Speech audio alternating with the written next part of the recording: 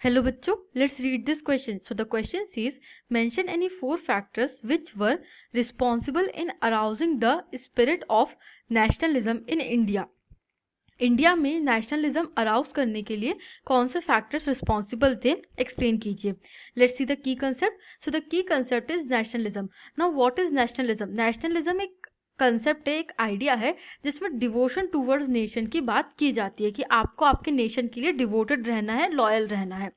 Let's see the answer. First point is political unification of India under the Britishers. Second is destruction of India's old social and economic system. Third is development of modern trade and industry. Fourth is sense of being oppressed under the colonial rule. Britishers के under India unify होता है for the first time, politically unify होता है. Britishers के पहले जो भी regimes आई थी इंडिया में, मेडिवल इंडिया में या फिर एंशियंट इंडिया में, जो भी रूलर्स थे वो पूरा यूनिफाई नहीं कर पाते हैं इंडिया को. Mostly southern India left out रह जाता है. तो ब्रिटिशर्स के अंदर politically, this is the main thing, politically unify होता है India. Second is destruction of India social rules. जो भी सोशल और इकोनॉमिक सिस्टम थे इंडिया के, उनको डिस्ट्रॉय कर देते हैं ब्रिटिशर्स आकर के.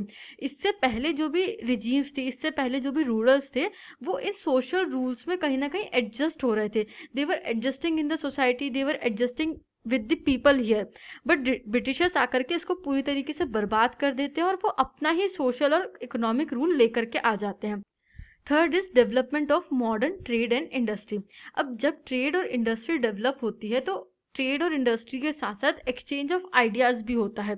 और इस मॉडर्न ट्रेड के डेवलपमेंट के साथ new ideas like nationalism. Nationalism काफ़ी मॉडर्न आइडिया है, तो ये नेशनलिज्म जैसे न्यू आइडियाज़ इंडिया में भी आ रहे थे. Fourth point is sense of being oppressed under a colonial rule.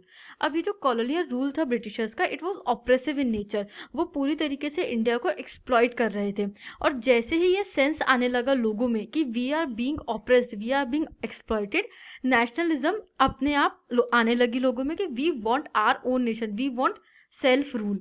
हमें ब्रिटिशर्स के अंडर नहीं रहना है, हमें और एक्सप्लॉइट नहीं होना है, ये फीलिंग लोगों में आने लगी. और इस तरीके से हम देखते हैं कि नेशनलिज्म की फीलिंग्स लोगों में आने लगती है. I hope you understood this question. Thank you and best of luck.